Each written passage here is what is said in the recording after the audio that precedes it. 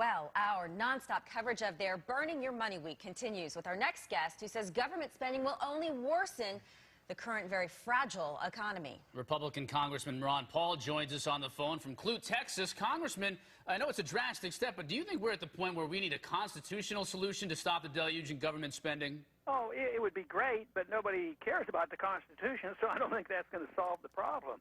The other problem you had, even if you had a constitutional restraint, you would still have the Fed. Just remember, the Fed pumped in $2 trillion off the budget. You know, they just created the money and passed it out, and they can give money to foreign governments and foreign banks.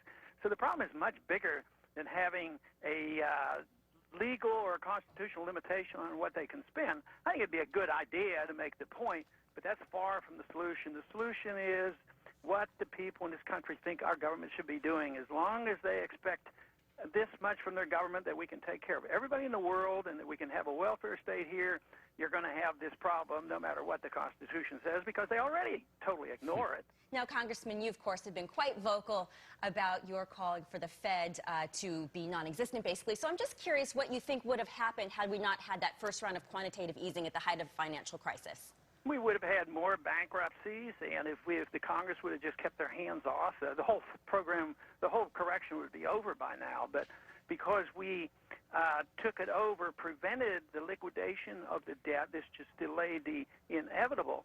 I'm not opposed to spending. It's just I'm opposed to government spending and the Fed spending. We want more spending, but that means you have to allow the people to have more money and the business people to have more money. The spending has to come from them. But once the government takes over the spending, the only way they can do that is distort the markets further. And that's what the Fed does, and that's what the Congress does. But yes, it would have been a rough year, but it would have been over by now. I think all the liquidation we've done. Now, with this mortgage scandal going on, that's further delay. Everything they're doing is delaying it. And you want the liquidation to occur. The people can't afford it. They have to give in, and it has to go to somebody else who can afford, and the prices have to go down.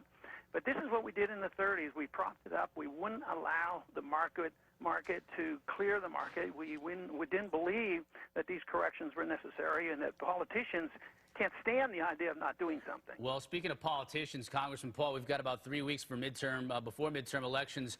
Is there a consistent message out there from those on the right that would support curtailing spending? Well, it's pretty good. I mean, I think everybody in the Tea Party movement would say, yes, we want to curtail it. But, you know, the Tea Party movement actually originated during the last presidential race, and they understood where I wanted to cut, and that was every place. The Tea Party movement now has a lot of people in here that are picking and choosing. They say, well, yeah, we should cut this, but not that. So we have a ways to go, but I think it's very, very healthy. I think the consensus in the Tea Party movement is to cut. I think there will be some more debates on exactly where to cut it. All right, Congressman Ron Paul, many thanks.